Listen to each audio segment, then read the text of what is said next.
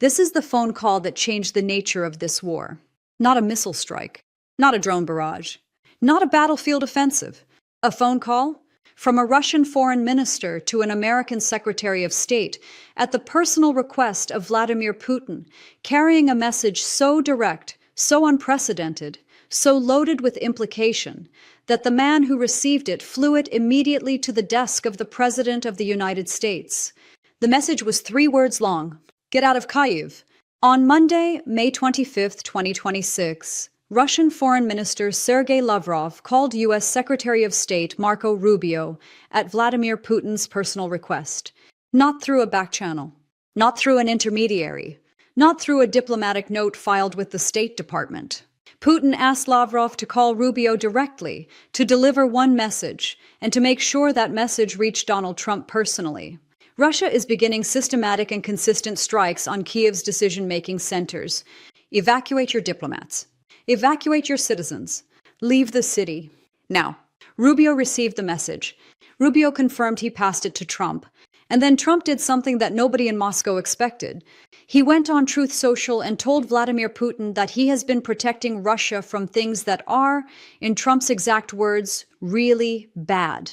That Putin is playing with fire.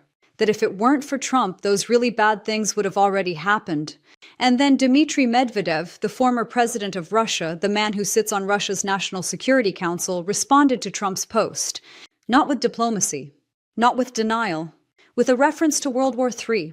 All of this happened in 48 hours. All of it is unprecedented, and almost none of it has been explained in the depth it requires. Stay with me, because what happened between May 24th and May 27th, 2026 is not a news cycle. It is a structural moment, and the structure it is building toward has a very specific historical shape.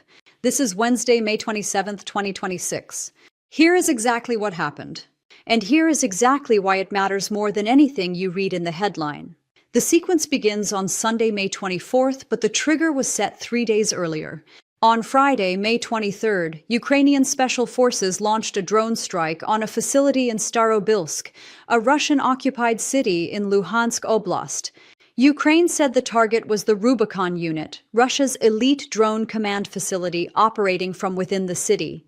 Russia said the strike hit a student dormitory. Russia said 21 people were killed and 42 wounded. Ukraine said there were no civilian casualties because the target was never civilian infrastructure. The truth of what happened in Starobilsk that night is disputed. What is not disputed is what Russia did next. Putin declared that Ukraine's attack had exhausted Russia's patience. He ordered retaliation. What followed across the next 72 hours was the most concentrated aerial assault on Ukraine's capital since the invasion began in February 2022. Sunday night into Monday morning, 600 drones, 90 missiles, 1 Oreshnik hypersonic ballistic missile fired from the Kapustin Yar range in Astrakhan. The Oreshnik hit Bila Tserkva, 50 miles from Kyiv. 4 people killed across Kyiv Oblast. More than 83 wounded. Damage recorded in every district of the capital. The windows of Ukraine's foreign ministry blown out. The Chernobyl National Museum on fire. Monday night, Russia launched another wave. More than 298 drones. 3 consecutive nights of mass aerial attack. 6 more people killed on the night of May 26th alone. 24 wounded. And on Monday, May 25th, in the middle of this campaign, Russia made a move that had nothing to do with military targeting. It made a diplomatic move. A move that carried a very specific kind of message. Not to Ukraine. To America. To Europe. To every government that still has an embassy in Kyiv. The Russian Foreign Ministry published a statement. Russia's armed forces, it said, are starting to launch systematic strikes against Ukrainian military-industrial facilities in Kyiv. The strikes will target both decision-making centers and command posts. And then this line: we are warning foreign citizens, including personnel of diplomatic missions and international organizations, to leave the city as soon as possible. That statement went to every embassy in Kyiv. But it was not enough for Putin. Putin wanted to make sure Washington understood. Not through a press release. Not through a formal diplomatic channel. Personally. So he asked Lavrov to call Rubio. Here is what you need to understand about the phrase decision-making centers, because it is not bureaucratic language. It is targeting language. And the targeting language is specific. When Russia says it will strike decision-making centers in Kyiv, it is using the same language it has used in every major escalation of this war to justify striking things that are not military facilities, government ministries, communication towers, power substations, the Verkhovna Rada, Ukraine's parliament, the presidential administration building where Zelensky works. These are all, by Russia's definition, decision-making centers. They are all located in central Kyiv. They are all within the blast radius of the kind of strike Russia has been building toward since it lost its ability to achieve military victory on the battlefield. And here is what makes this phrase even more specifically alarming at this moment. The United States Embassy in Kyiv is not in a military district.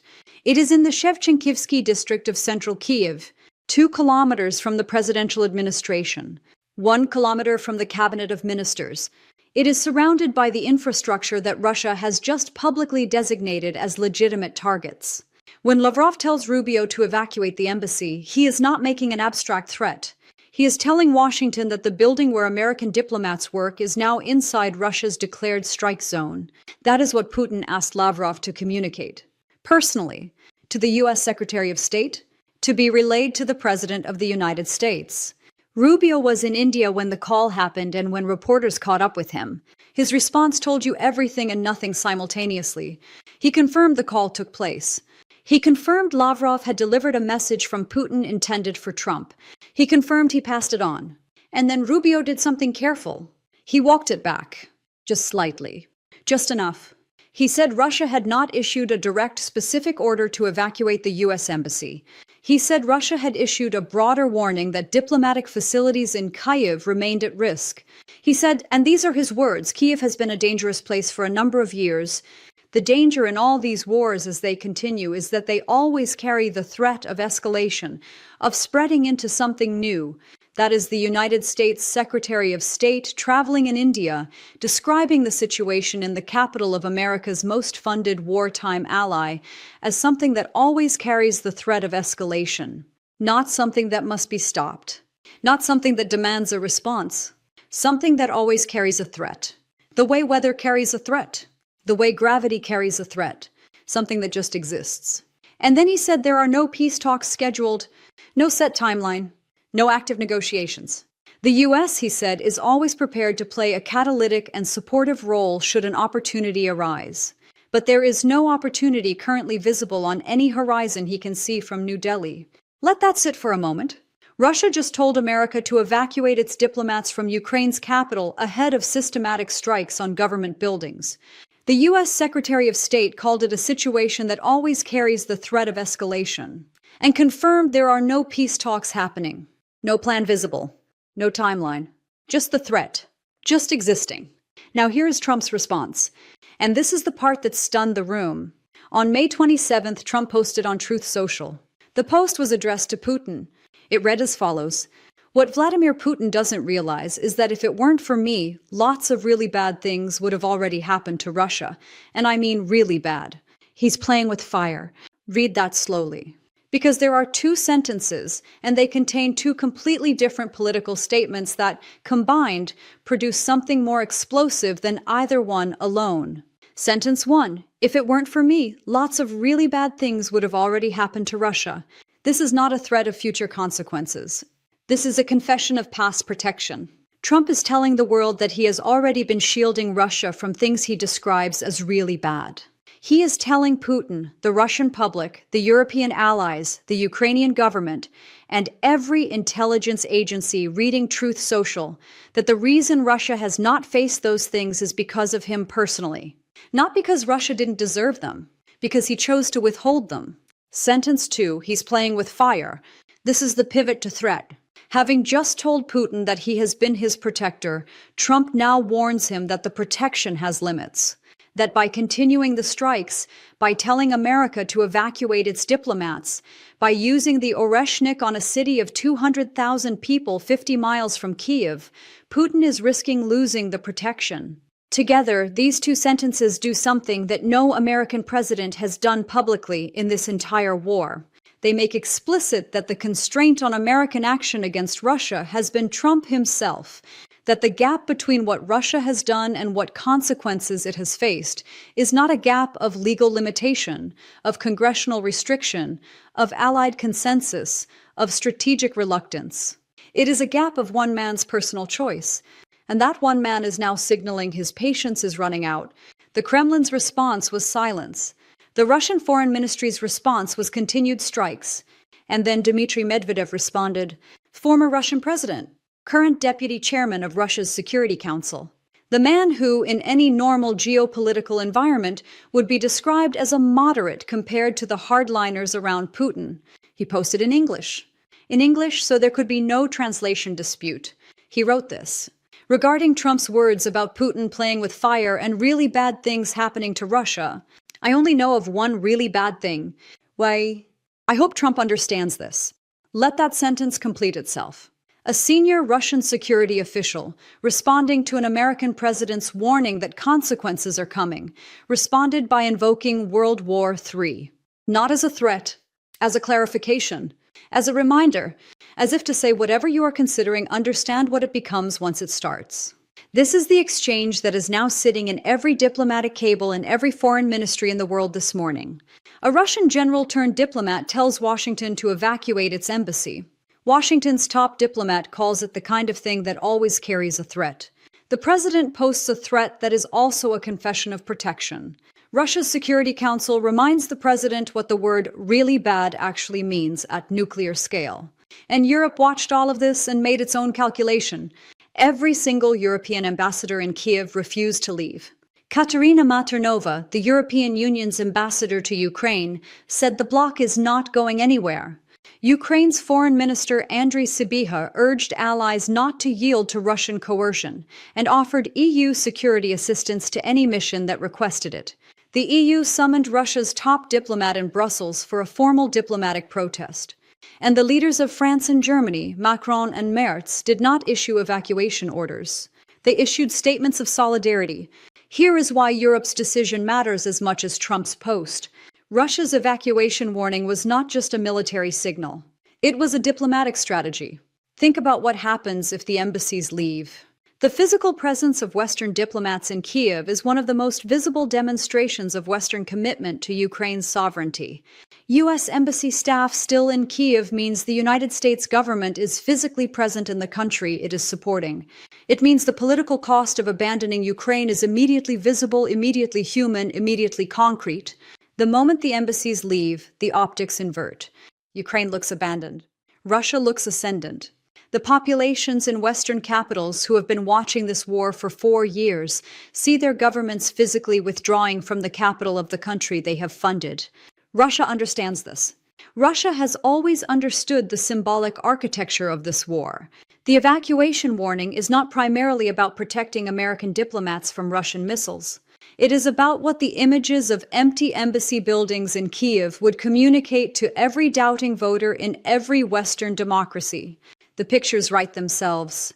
Russia wins the information war of a single news cycle without firing another missile. Europe said no. The embassies stayed. And in doing so, they called Russia's bluff on the part of the threat that is actually more dangerous than the military escalation. They said, we are not going to give you the image you are trying to manufacture. To understand why this specific sequence of events is historically significant, you need to understand a precedent. Not from this war, from 1979. November 4th, 1979. Iranian revolutionary students storm the U.S. Embassy in Tehran and take 52 American diplomats hostage. They hold them for 444 days.